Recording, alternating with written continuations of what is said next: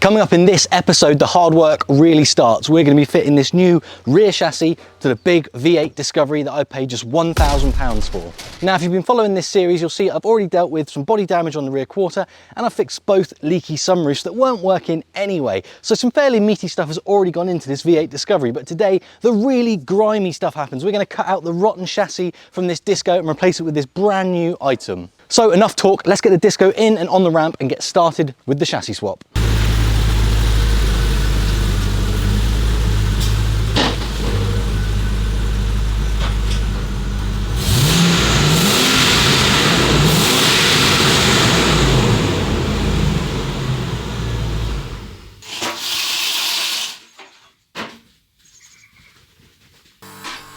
Guys, I just want to say thank you ever so much for joining me on another Land Rover Discovery restoration video. I said it in the last video and I'll say it again now, we are so close to 100,000 subscribers. If you're not subscribed already, please consider doing so. I really want to push this channel to 100,000 subscribers as soon as possible, and you can make that happen.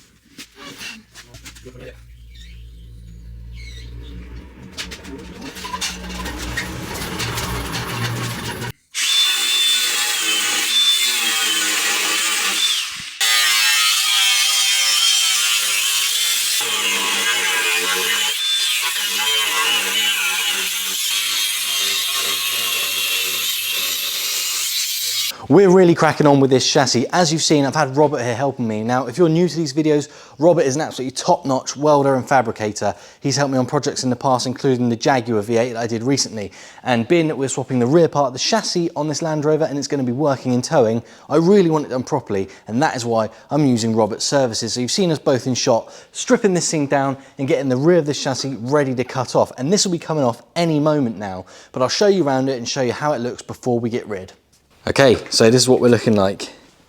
Everything removed from the back part of the chassis on the Discovery. Now you can see we've started to mark and cut where the chassis is going to actually be separated.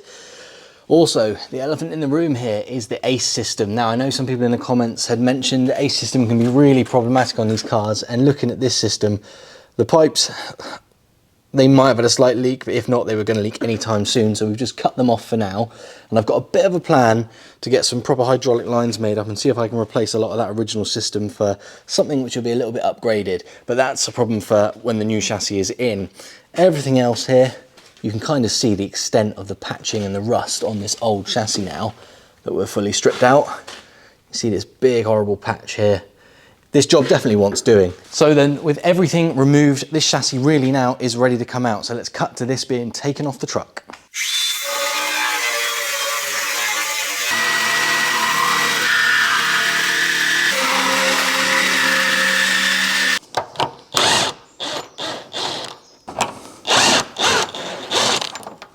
So the chassis has been cut through, and I've got the two rearmost body mounts attached. Now this orange stand is only really supporting that body for an emergency if anything goes really wrong. It's this gearbox stand that's keeping up the part of the chassis which in theory has been cut through. So if I release this just slightly, things should start to move. Okay, now that's moving, I can take these rearmost body mounts out completely and hope that I haven't got the balance too far wrong on that gearbox stand. So a little bit of a hairy moment, but it's the only way to figure these things out. I think for safety, I'll put another one of these in and just make sure we're not a million miles away from a safe landing if needs be. Right, next bolt.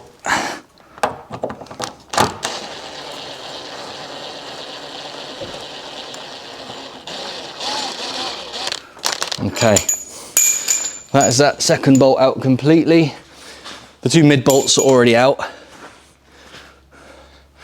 So let's see if it will come down just a bit further. Okay, that's all right.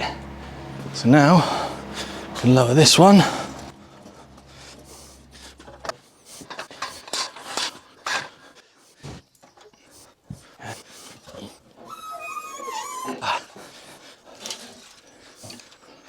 Okay, so I've just got to move that body stand and we'll get this old piece of chassis out the way and I'll show you what we're working with.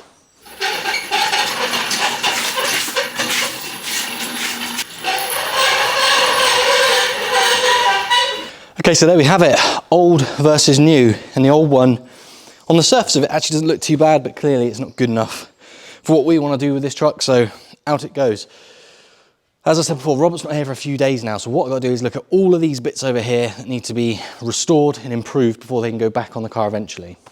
So here's the game plan. Let's talk about the axle first. It looks to be in materially good condition. It's just a bit rusty and crusty, so that's all going to get cleaned up, repainted, etc. I've got new disc shields coming, new bushes for everything.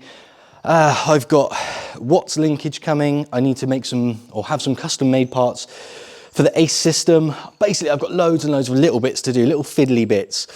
The rear brakes I'm going to ignore for now because they're good, but eventually if they do need work, I'm just going to change them for completely new units. But for now, in the purpose of getting this project moving, they can stay. Fuel tank is good. Now the airbags, I said before, I had a mystery leak from somewhere, so these need air testing. And if I find any issues in the bags, then I will be replacing these.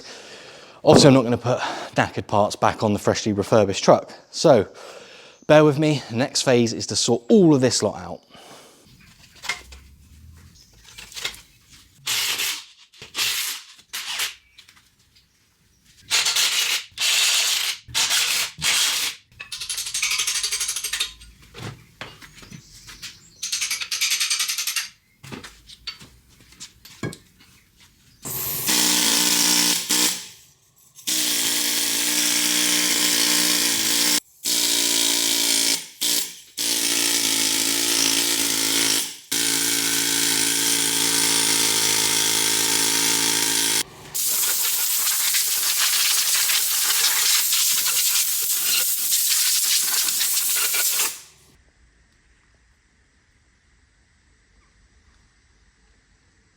So it's been a few hot, sweaty days, but things are moving along. The rear axle is now completely refinished. It's got new disc shields on it. It's been treated and chipped. It's all lovely. Obviously, there are still bits to fit.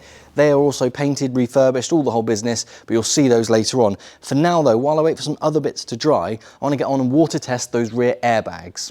Okay, so this is really simple. I'm just going to fill each airbag with air one at a time. Then I'm going to block it with my finger, dump it in this bucket of water, and we'll see if bubbles come up.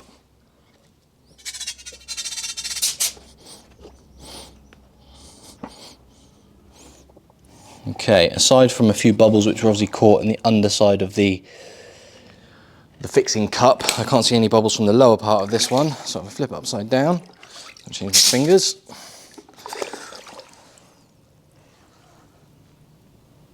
Okay, that one looks all right, so we'll let the air out of that.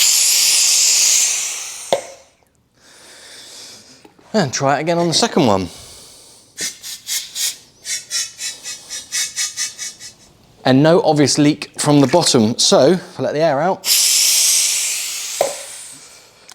it would seem to me that the leak we were suffering where one side of the truck was going down overnight occasionally might be a leak in the lines or a valve block somewhere. So that is something I'll have to investigate when we put everything back together. But this was really just an opportunity to test these while I have paint drying. So set those aside and we'll worry about it later on. Okay, Robert is still not back, so I'm going to get on and offer up the new chassis on my own. Now, if it looks like I'm soaking wet, it's not sweat, but it is north of 35 degrees in here at the moment. I have to keep dousing myself with water, so that's why I look a bit of a drowned rat. However, what I'm going to do is offer up this new chassis now, get it ready for welding so that when Robert does come back, he can just crack straight on and get this thing properly welded. So let's slide her in and see what happens.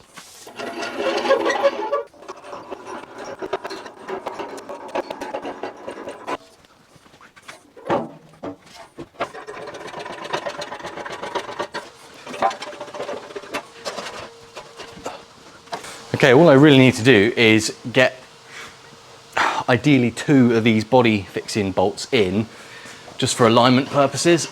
Now, I'll admit, I haven't trimmed anything off this new chassis member.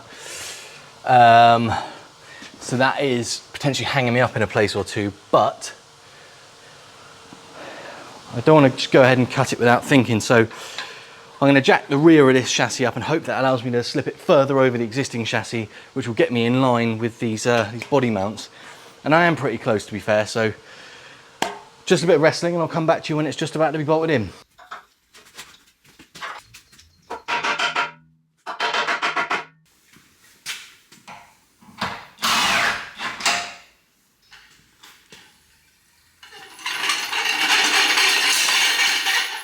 With the new chassis now in place, Robert has returned to the workshop and is welding it permanently.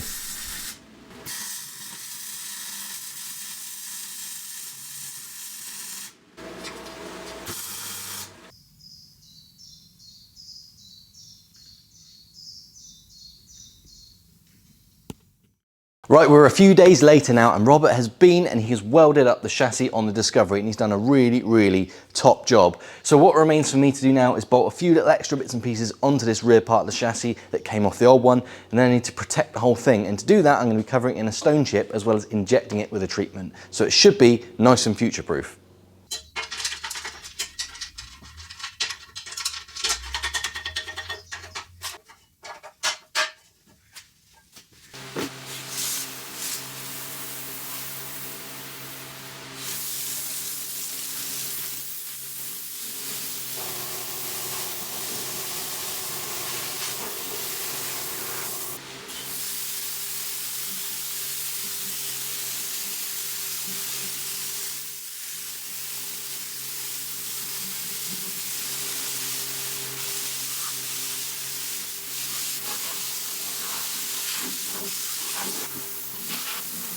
Okay, that is the new chassis now protected and it is looking brand new. I am really, really chuffed with this. Hard to see with the bright light outside, but this chassis and the underside of the Discovery at the back have all been sorted. It's all as good as it can be. Now, you might be wondering what I'm doing with these bits and pieces. They're being ignored for now. I do have brand new galvanized units to go on in that pile of bits. But for now, this video is really about focusing on getting this nice, clean new chassis in and protected, and that is what we've achieved. It is looking absolutely spot on. But I have got a question, and this is a genuine question for you guys who've done this job before, or people who know these trucks in general. It strikes me that the design of this chassis, there's a low point here on this rear leg, and naturally water is going to enter into this chassis through the various holes and openings that have been left. Obviously, that's the case, that's fine. But there are no drain holes underneath, so I tend to think I should be drilling a hole in the bottom of these chassis legs at the lowest point, and then I can protect around the hole, and any water that gets in will settle at the lowest point and drain out. But this Specialist Fabrications chassis rear half that I've got doesn't seem to have holes in it. So rather than just crack on and drill the holes in there right now, I thought I'd put it to you guys in the comments. Is this something I need to be doing, drilling these holes so the water can escape? Or is it just not a thing? Let me know, because I don't want to do the wrong thing, but at the moment my plan is pretty much to let this all go off, drill those holes, protect it, and then hopefully future-proof the chassis just that little bit more. But anyway, I would be very, very grateful if you'd let me know your thoughts on that one. So with the new chassis in and protected and looking absolutely top notch, that's going to bring us to the end of today's episode. I did want to get all the axle and the fuel tank and everything refitted as well, but I do think the episode's gone on long enough. My main priority was getting this new rear chassis half fitted and protected, and that's what we've achieved. It is looking absolutely amazing. I'm really, really pleased with it. If you've enjoyed this video and you want to see more like it and you're not already subscribed, why not consider doing so? It's totally free. You'll be notified when these videos go live, and you'll see lots more Discovery restoration content and lots of other things that are in the pipeline soon. But as ever, thank you ever so much for watching, and I will of course catch you on the next one. Cheers.